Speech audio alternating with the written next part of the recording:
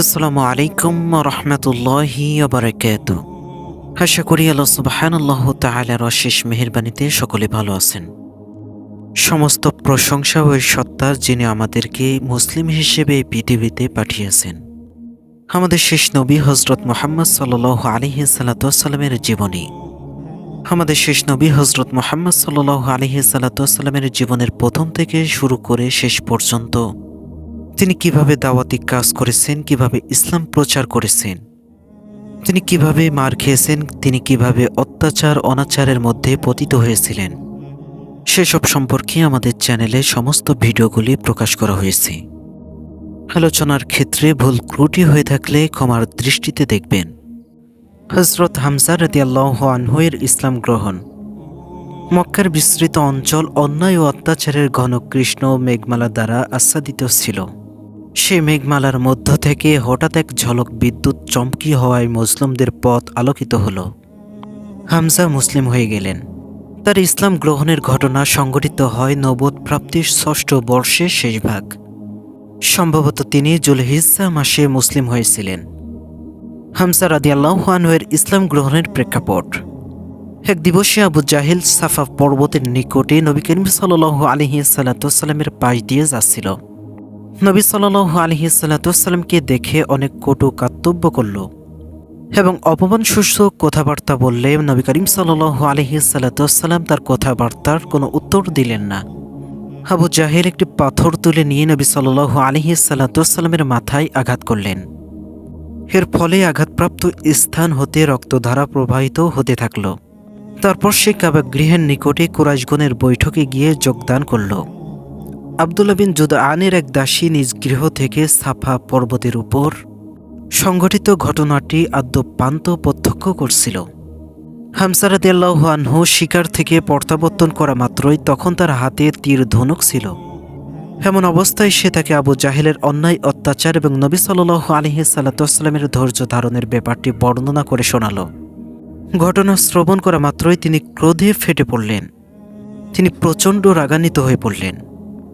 কুরাইশগণের মধ্যে তিনিই ছিলেন মহাবীর এবং মহাবলশালী এক যুবক।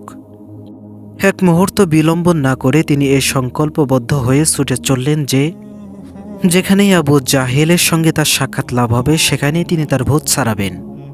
তিনি তার খোঁজ করতে করতে গিয়ে তাকে পেয়ে গেলেন মসজিদুল হারামে। সেখানে তিনি তার মুখোমুখি দাঁড়িয়ে চিৎকার করে বললেন, আমার ভ্রাতুর পুত্র মুহাম্মদ সাল্লাল্লাহু আলাইহি সাল্লামকে তুমি গালি দিয়েছ এবং তাকে তুমি পাথর দিয়ে আঘাত করেছ, অথচ আমি তার দিনেই আছি। এরপর তিনি তরবারি দ্বারা তার মাথার উপর এমনভাবে আঘাত করলেন যাতে সে আহত হয়ে গেল। এর ফলে আবু জাহেলের বনু মাখজুম এবং হামজা রাদিয়াল্লাহু আনহু এর বনু হাশিম গোত্রদ্বয় একে অপরের প্রতি ক্ষিপ্ত হয়ে উঠল। কিন্তু আবু জাহেল এভাবে সকলকে নিরস্ত করল যে, আবু উমারাকে যেতে দাও, আমি প্রকৃতই তার ভ্রাতুর পুত্রকে গালমন্দ এবং আঘাত দিয়েছি। প্রাথমিক পর্যায়ে হামজার ইসলাম গ্রহণের ব্যাপারটি ছিল কিছুটা যেন পুত্রর প্রতি আবেগের উৎস থেকে উচ্চারিত। মুশরিকগণ ভ্রাতুর পুত্রকে কষ্ট দিত, এটা বরদাস্ত করা তার পক্ষে খুবই কঠিন ছিল। কাজেই তিনি ইসলাম গ্রহণ করলেন, হয়তো তার দুঃখ কষ্টের কিছুটা লাঘব হতে পারে। হে ধারণার বর্ষবতী হয়েই তিনি ইসলাম গ্রহণ করলেন। পরে আল্লাহ সুবহানাল্লাহু তাআলা তার অন্তরে ইসলাম প্রীতি জোরদার করে দেওয়ার তিনি দ্বীনের রশি মজবুত করে ধরলেন। তার ইসলাম গ্রহণের ফলে মুসলমানদের শক্তি এবং সম্মান দুটোই বৃদ্ধি পেল। হযরত ওমর রাদিয়াল্লাহু আনহু এর ইসলাম গ্রহণ। অন্যায় অত্যাচারের বিস্তৃত পরিমঙ্গলে ঘন কৃষ্ণ মেঘমালার বুক চিরে আরও একটি জ্যোতির্ময় বিদ্যুতের চমকে আরবগণকে উদ্ভাসিত হয়ে উঠল। আরব জাহানের অন্যতম তেজি পুরুষ ওমর বিন খাত্তাব রাদিয়াল্লাহু আনহু ইসলাম ধর্ম গ্রহণ করলেন। তার ইসলাম গ্রহণের ঘটনা সংঘটিত হয় নবুয়তের ৬ষ্ঠ বর্ষে হযরত হামজা রাদিয়াল্লাহু আনহুর ইসলাম গ্রহণের মাত্র ৩ দিন পর।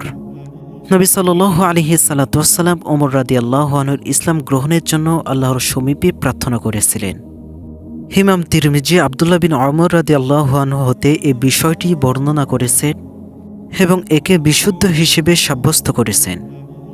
হযরত আব্দুল্লাহ ইবনে মাসউদ রাদিয়াল্লাহু আনহু এবং আনাসের মাধ্যমে বর্ণনা করেছেন যে নবী সাল্লাল্লাহু আলাইহি সাল্লাম বলতেন, হে আল্লাহ, উমর বিন খাত্তাব অথবা আবু জাহেল বিন হিশাম এর মধ্য হতে যে তোমার নিকট অধিক প্রিয় তার দ্বারা ইসলামকে শক্তিশালী করে দাও। আল্লাহ তাআলা এই প্রার্থনা গ্রহণ করলেন এবং ওমর রাদিয়াল্লাহু আনহু মুসলিম হয়ে গেলেন।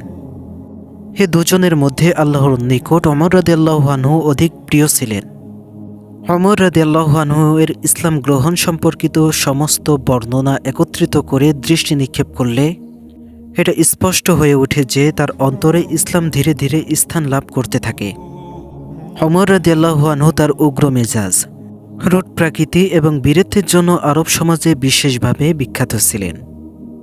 মুসলিমগণকে বেশ কিছুকাল যাবৎ তার হাতে নিপীড়িত এবং নিগৃহীত হতে হয়েছিল, কিন্তু তা সত্ত্বেও একটি লক্ষণীয় বৈশিষ্ট্যের আভাস যেন প্রথম থেকেই তার মধ্যে পরিলক্ষিত হতো।